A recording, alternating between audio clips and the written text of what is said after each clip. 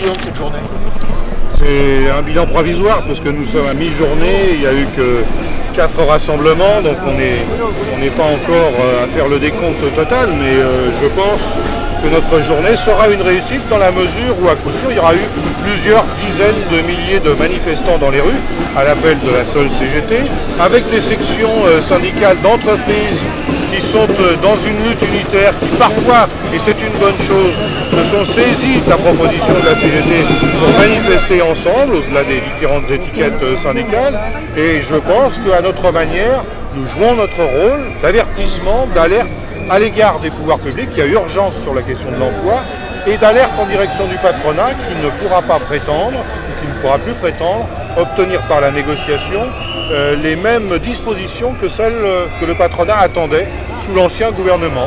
Et de ce point de vue-là, nous avons aussi des éléments d'enquête auprès des Français que nous avons conduits, qui confortent nos analyses, qui confortent nos propositions. Il n'est pas vrai que le chômage repose d'abord sur le facteur du coût du travail, où les salariés français seraient trop payés, ou sur la rigidité du code du travail. Il n'est pas vrai qu'il faille accepter aujourd'hui plus de flexibilité, de précarité au nom de la lutte pour l'emploi.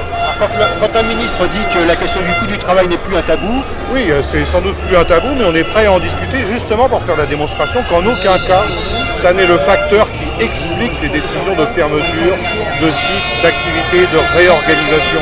Mittal ne décide pas de fermer ses hauts fourneaux à cause d'un coût du travail trop élevé des salariés de la sidérurgie. Et c'est pareil pour Peugeot. Les problèmes de débouchés de Peugeot reposent avant tout sur des choix de gestion et aussi sur une insuffisance de pouvoir d'achat. Pour vendre de l'automobile, il faut des consommateurs qui ont de l'argent et des salaires plus élevés pour acheter des automobiles. C'est vrai en France comme dans toute l'Europe. Alors, il y a des négociations en cours en ce moment. Quel est le message que vous adressez au patronat? Il n'est pas question de négocier sur le même terrain que vous imaginiez avant les élections présidentielles.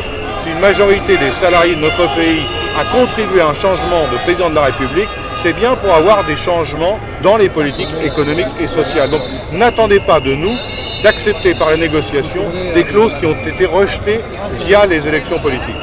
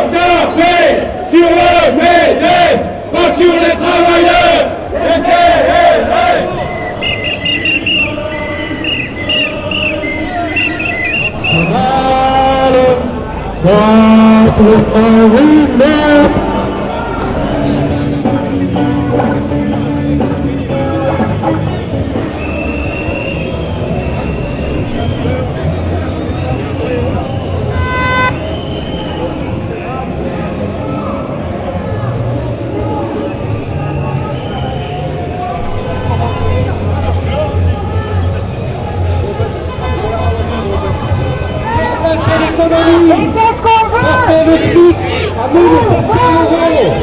Reportez les salaires.